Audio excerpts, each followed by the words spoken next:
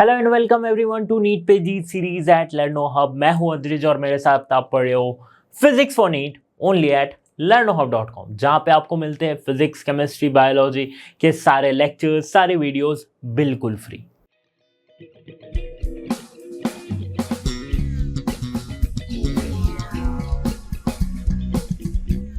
Students, इस video में हम देखेंगे नीट के एग्जाम में पूछे गए प्रीवियस ईयर के कुछ क्वेश्चंस को, जो कि मैग्नेटिज्म एंड मैटर के चैप्टर से पूछे गए थे। तो चलिए शुरू करते हैं इस वीडियो को।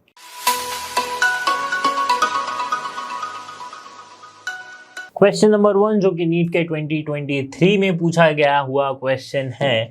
क्या कह रहा है क्वेश्चन? देखो, वैसे तो इस चैप्टर से बहुत सारे क्वेश्चन नहीं पूछे गए हैं, लेकिन अगर पास्ट ईयर को भी आप पास्ट 6 ईयर्स को भी आप मिलाओगे तो इस साल के सिलेबस के अकॉर्डिंग 7 या 8 क्वेश्चन ही आपको मिलेंगे। ठीक है, क्योंकि जो ज्योमेट्रिकल आपका जो सिलेबस है, ज्योमेट्रिकल मैग्नेटिक फील्ड वाला या फिर अर्थ्स मैग्नेटिक फील्ड वाला, वो आपके सिलेबस से हट गया है।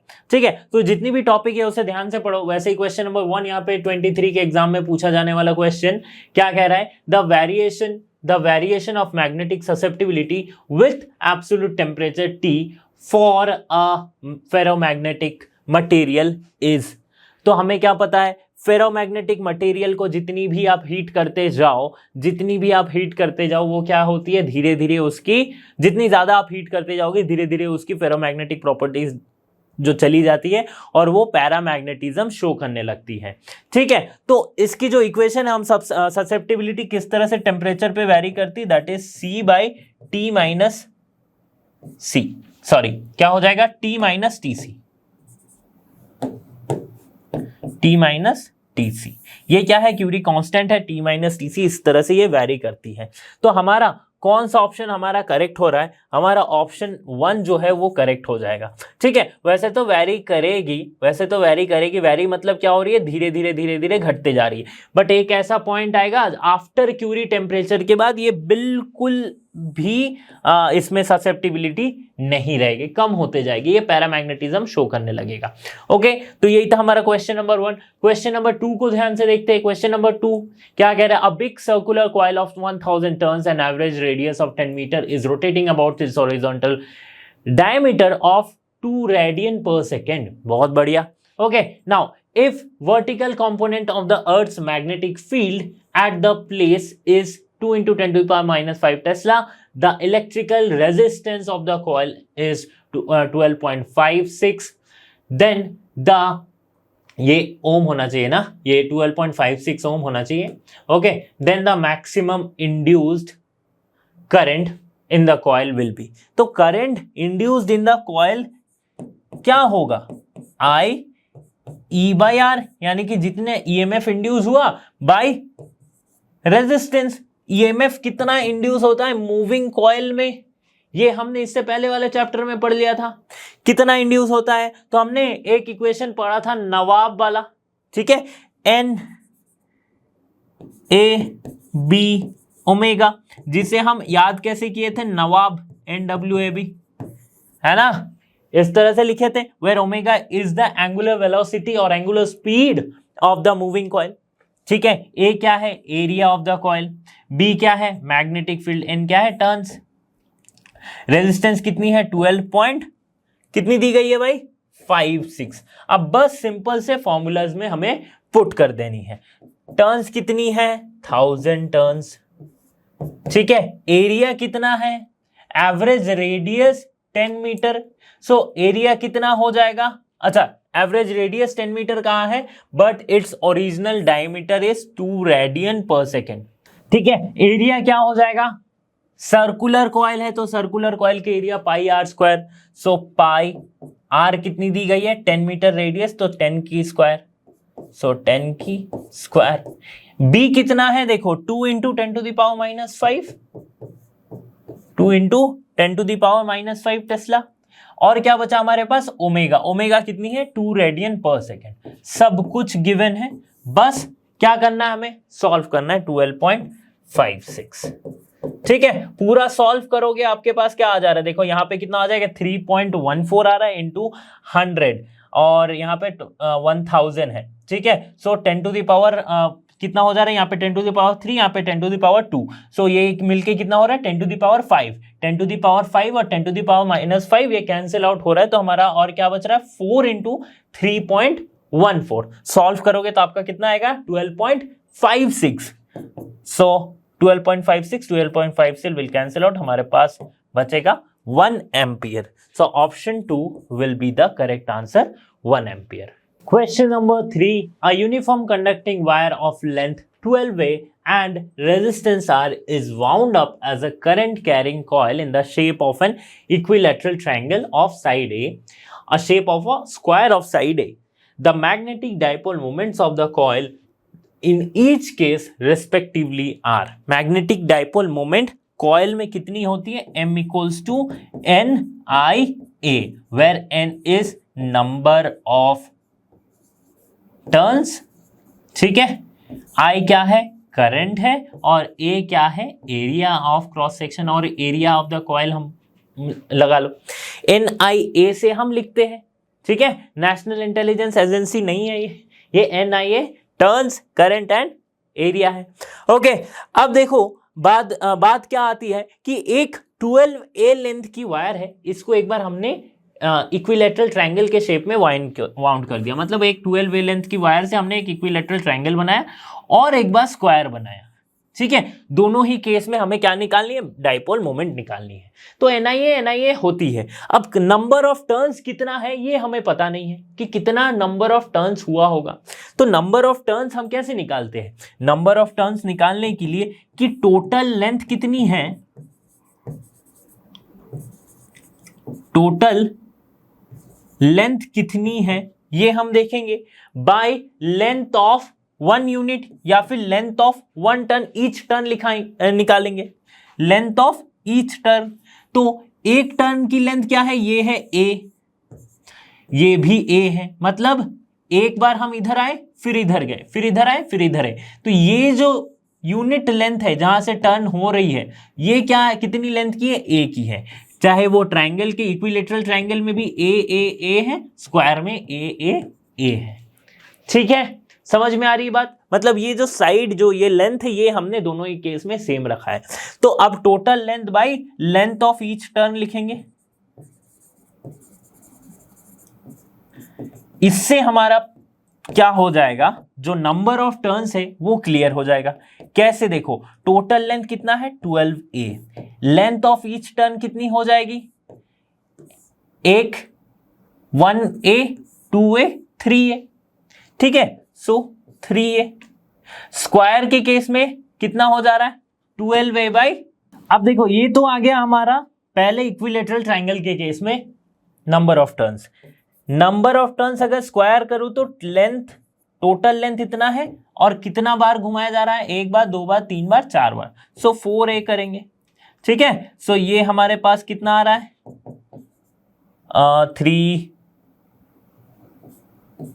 4A, ओके, और ये हमारे पास कितना आ रहा है 3A, ठीक है, तो नंबर सॉरी नॉट 3 और 4 आएगा ना, A क्यों आएगा, A तो कैंसिल आउट हो जा रहा है ना, A तो कैंसिल आउट हो जा रहा है, तो इक्विलेटरल ट्रायंगल के लिए कितना नंबर ऑफ टर्न्स हो गया 4 नंबर ऑफ टर्न्स, स्क्वायर के लिए कितना नंबर ऑफ टर्न्स हो गया 3 नंबर ऑफ टर्न्स, बस अब निकाल दो M1 equals to 3 into I area of equilateral triangle √3/4A square, ठीक है, यही होती है एरिया ऑफ ट्रायंगल, सॉरी ये तो 4 टर्न्स है ना, सो ये 4 आ जाएगा, सो 4 विल कैंसिल आउट, हमारे पास कितना आया √3IA स्क्वायर, ये किसके लिए, इक्विलेटरल ट्रायंगल के लिए। दूसरा स्क्वायर के लिए नंबर ऑफ टर्न्स है 3 इंटू I और A क्या है एरिया क्या हो जाएगी स्क्वायर की area A square, so 3IA square, इतना सिंपल है, एक √3IA स्क्वायर, एक 3IA square, √3IA square 3IA square, option 1 is the correct answer. समझ में आ गई बात। Question number 4, a magnetic compass needle which is allowed to move in a horizontal plane is taken to geomagnetic pole। ठीक है, geomagnetic पोल यानी कि geometric पोल या फिर ज्योमेट्रिक जो नॉर्थ पोल, अब कौन सा पोल में ले गया ये हमें पता नहीं है, ठीक है, कोई भी पोल, चाहे नॉर्थ पोल कंसीडर करो चाहे साउथ पोल कंसीडर करो, it will stay in north and south direction. एक कंपास है, कंपास की निडल जो होती है वो हमेशा क्या पॉइंट करती है, नॉर्थ साउथ डायरेक्शन को पॉइंट करती है, ठीक है। अब नाउ इसको अगर मैं किसी एक पोल में ले जाऊं, किसी एक पोल में ही लेके चला जाता हूं, it will become rigid showing no movement, it will stay in east west direction, it will stay in any position.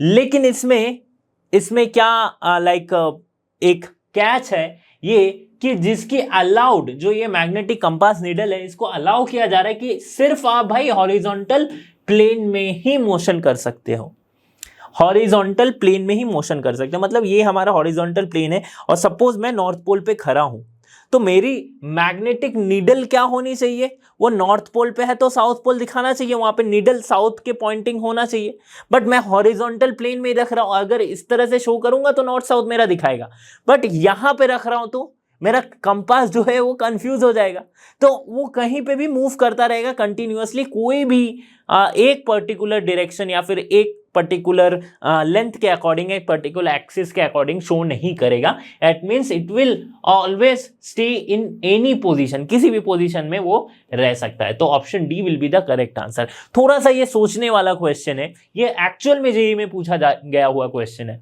ठीक है। यहाँ पे आप बहुत सारे फॉर्मूलाज अप्लाई करोगे, कुछ करोगे तो काम नहीं आएगा, थोड़ा सा सोचने वाला, जब आप कंसेप्ट पढ़ रहे होंगे तब आपको ये ध्यान में रख के पढ़ना होगा कि किस तरह से एक मैग्नेटिक नीडल बिहेव करती है। ओके, एक और इंटरेस्टिंग कंसेप्चुअल क्वेश्चन आपके पास है, क्वेश्चन नंबर 5, जो कि नीट के 2018 के पेपर में पूछा जाने वाला क्वेश्चन है। A thin diamagnetic rod is placed vertically between the poles of an electromagnet. When the current in the electromagnet is switched on, then the diamagnetic rod is pushed up out of the horizontal magnetic field. ठीक है, hence the rod gains gravitational potential energy and the work required to do this comes from, देखो concept कितना अच्छा concept इसमें लगा है कि एक क्या किया गया है, एक डायामैग्नेटिक स्टिक है या फिर डायामैग्नेटिक रॉड को वर्टिकली रखा गया, placed vertically between the poles of an electromagnet. एक इलेक्ट्रोमैग्नेट के दो पोल्स है, सपोज कर लेते हैं दो पोल्स है, इसके पोल में वर्टिकली रख दिया गया है एक डायामैग्नेट को, ठीक है, डायामैग्नेट को। अब इलेक्ट्रोमैग्नेट जब तक स्विच ऑन नहीं हुआ तब तक कोई असर नहीं, कुछ भी नहीं हो रहा है, ठीक है। जैसे ही स्विच ऑन किया गया तो एक नॉर्थ और ये एक साउथ पोल क्रिएट हुआ, ये मैग्नेट बना, तो ये डायामैग्नेट क्या है, ये छिटक के बाहर आ गया, मैग्नेट के बाहर आ गया, मैग्नेटिक फील्ड के बाहर आ गया। ये क्यों आया, क्योंकि डायामैग्नेटिक की भाई प्रॉपर्टी है कि ये हमेशा रिपेल करेगी। अगर ये पैरेलल रखा जाता तो ये इसके थ्रू क्रॉस नहीं करती, बट ये क्या किया गया है, वर्टिकली रख दिया गया है, तो ये छिटक गई। अब जब ये छिटक के बाहर आई तो इसमें क्या है, अगर स्पेस में कोई एक ऑब्जेक्ट आ जाती है, हवा में कोई एक ऑब्जेक्ट रह जाती है, तो इसमें क्या है, पोटेंशियल एनर्जी है, और उस पोटेंशियल एनर्जी को हम क्या कहते हैं, ग्रेविटेशनल पोटेंशियल एनर्जी। तो इसमें एक ग्रेविटेशनल पोटेंशियल एनर्जी आई। अब ग्रेविटेशनल पोटेंशियल एनर्जी एक्चुअली है क्या, कि कुछ वर्क डन करोगे, that work done will be stored as a potential energy. चाहे कोई भी पोटेंशियल एनर्जी हो, वो आती कहां से, कोई वर्क डन की वजह से आ रही है। क्वेश्चन हमसे ये पूछ रहा है कि ये जो वर्क डन की वजह से हमारे पास पोटेंशियल एनर्जी आई, ये वर्क डन किया किसने, ठीक है। तो आपको इतना समझना है कि इलेक्ट्रोमैग्नेट में जो मैग्नेटिक फोर्स आई है वो कहां से आई है, राइट। इलेक्ट्रोमैग्नेट जो यहां पे, पहले तो यहां पे मैग्नेटिक फोर्स नहीं थी, मैग्नेटिक फोर्स के वजह से ही ये वर्क डन हुआ है, बट वो मैग्नेटिक फोर्स का सोर्स क्या है, तो वो करंट है। करंट हमने स्विच ऑन किया तभी तो मैग्नेटिक फोर्स स्टैब्लिश हुई, मैग्नेटिक फोर्स के वजह से ये बाहर निकली तो इसमें ग्रेविटेशनल पोटेंशियल एनर्जी आ गई, तो ग्रेविटेशनल पोटेंशियल एनर्जी का सोर्स करंट है। सो ऑप्शन कौन सा करेक्ट हो जाएगा, द करंट सोर्स। कितना प्यारा क्वेश्चन था ये, है ना, कितना अच्छा इसमें कंसेप्ट का यूज हो रहा है। क्वेश्चन नंबर 6 2018 के पेपर का क्वेश्चन है, 2018 के। Two identical bar magnets are fixed with their centres at a distance apart, at a distance D apart, ठीक है। यहां से डिस्टेंस डी पे दो बार मैग्नेट को छोटे छोटे रख दिया गया है, okay. A stationary charge Q is placed at the point P between the gap of the two magnets at the distance capital D from the center O as shown in the figure। तो ये centre O है, ठीक है, इससे capital D पे एक charge रख दिया गया है P, ठीक है, और जिसकी चार्ज क्या है, Q चार्ज है। Fine, now the force on the charge Q is, ठीक है, force on the charge Q is. बहुत इंपॉर्टेंट सा क्वेश्चन है ये, बहुत इंपॉर्टेंट सा कंसेप्ट इसमें लग रहा है कि मैग्नेट जो है वो किसी, ये क्या हो रही है, मूविंग चार्जेस एंड मैग्नेटिज्म का भी आप कंसेप्ट कह सकते हो। इसमें लग रहा है कि जब साइक्लोट्रॉन वगैरह हम पढ़ रहे थे, या फिर जब एक चार्ज यूनिफॉर्म मैग्नेटिक फील्ड में जा रही थी, उसकी वेलोसिटी कंटिन्यूअसली चेंज हो रही थी, है ना, तो ये हम कहते हैं। बट ये जो मैग्नेटिक फील्ड का इफेक्ट होता है वो मूविंग चार्ज में हो रहा है, जो पहले से मूव करते हुए आ रही है। बट एक स्टेशनरी चार्ज रख देंगे तो इसमें कोई फोर्स लगेगा ही नहीं, ठीक है। So force on charge Q will be zero, ठीक है, force on charge Q will be zero. Question number 7 2017 का क्वेश्चन है। 250 turn rectangular coil of length 2.1 centimeter and width 1.25 centimeter carries a current of 85 microampere and subjected to the magnetic field strength 0.85. The work done in rotating the coil by 180 degree against the torque will be। बहुत ही simple सा question है, work done हमें निकालना है, लेकिन यहाँ पे थोड़ा सा आपको अंडरस्टैंडिंग लगेगा कि ये जो वर्क डन है ये क्या होगा, mb cos, जो हम पढ़ते आ रहे हैं, θ1 माइनस cos θ2, ठीक है। अब देखो क्या हो रही है, mb cos 0 degree minus cos 180 degree. cos 180 degree की वैल्यू क्या आ जाएगी, -1। cos 0 डिग्री की वैल्यू क्या आ जाएगी, 1। -1 ये +1 हो जाएगा, तो यहां पे हमारा वर्क डन जो होगा वो 2mb हो जाएगा। अब सिर्फ वर्क डन नहीं पूछा है बाय रोटेटिंग द कॉइल, सिर्फ वर्क डन पूछा है, बट सिर्फ m और b हमें दोनों कैलकुलेट करने हैं। अब m क्या है, 2 into NIA national intelligence agency into b हमारे पास कितनी दी गई है, फील्ड स्ट्रेंथ 0.85। बस वैल्यू पुट करो और सॉल्व करो। क्या है, 2 इंटू n क्या है, नंबर ऑफ टर्न्स 250 टर्न्स, ठीक है, टर्न, और ये हमारे पास करंट कितनी दी गई है, देखो करंट है 85 माइक्रो एम्पियर, यानी कि 85 into 10 to the power -6, okay 85 into 10 to the power -6। फिर आती क्या, अच्छा इसको अगर माइक्रो एम्पियर में रखेंगे तो हम माइक्रो, क्योंकि आंसर हमारा माइक्रो में है तो सिर्फ आप 85 लिखो, कोई दिक्कत नहीं, ठीक है। साथ में क्या है, ये करंट आ गई, एरिया कितनी होगी, लेंथ इंटू ब्रेथ, सो 2.1 सेंटीमीटर में है, मीटर में चेंज करके लिखेंगे, इंटू 1.25,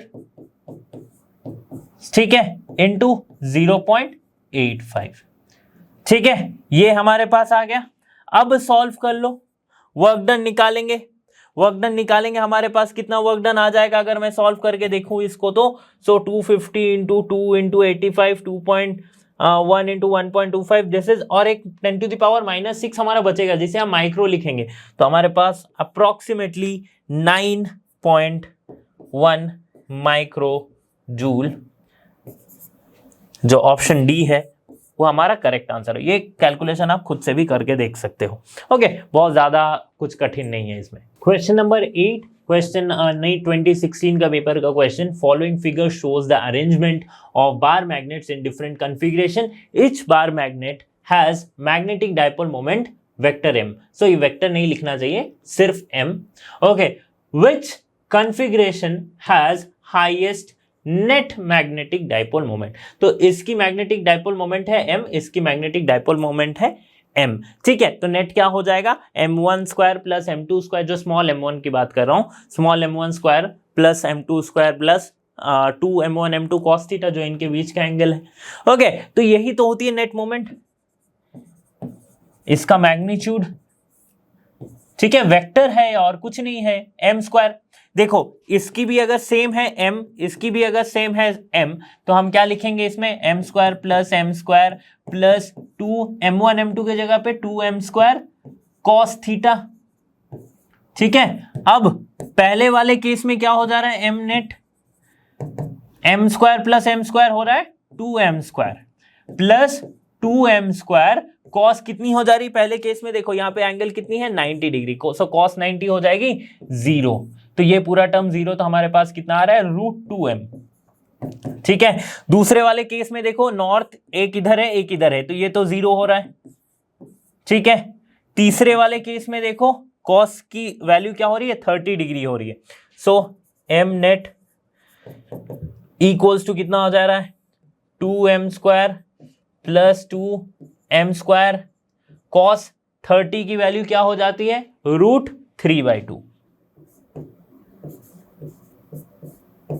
√3/2 ये 2 विल कैंसिल आउट, हमारे पास क्या आ जाएगा 2m square plus √3m square.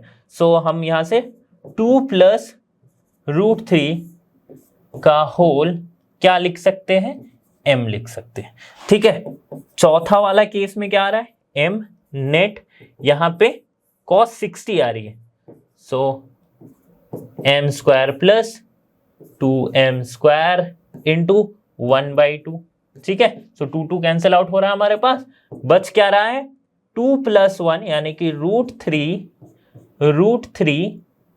m आ रहा है। तो एक वाले केस में देखो ये तो सबसे कम यहां हो रहा है, फिर √2m आ रहा है, तो √2m से √3m बड़ा होगा। ठीक है, अब √3m से प्लस √3 + 2 का √3 ये वाला टर्म बड़ा होगा, है ना। कोई कंफ्यूजन है इसमें, यहां पे √3 प्लस समथिंग है उसका रूट है, और यहां पे सिर्फ 3 का रूट है। ओके, सो ऑब्वियसली ये टर्म हमारा बड़ा हो जा रहा है। तो इन चारों ऑप्शन से हमें ये पता चल रहा है कि जो m नेट है इन ऑप्शन सी, यानी कि जब एंगल हो रही है 30 डिग्री तब सबसे ज्यादा हो रहा है। ठीक है, ये वैल्यू देख लो, सबसे ज्यादा तभी हो रहा है, सो ऑप्शन सी हमारा जो है वो करेक्ट आंसर हो जाएगा। ओके, समझ में आ गई बात। तो स्टूडेंट्स यहाँ पे हमने क्या किया, यहाँ पे हमने कुछ क्वेश्चंस को सॉल्व किए जो कि आपके नीट के एग्जाम के प्रीवियस कुछ ईयर्स में पूछे गए थे। ठीक है, बहुत सारे क्वेश्चंस तो नहीं थे, बहुत सारे क्वेश्चंस पूछे भी नहीं गए हैं और कुछ सिलेबस से बाहर भी है। तो इसी तरह के वीडियोस के लिए आप लर्नो हब के साथ बने रहिए। लर्नो हब फ्री है पर बेस्ट है। So thanks for being here and have a great day.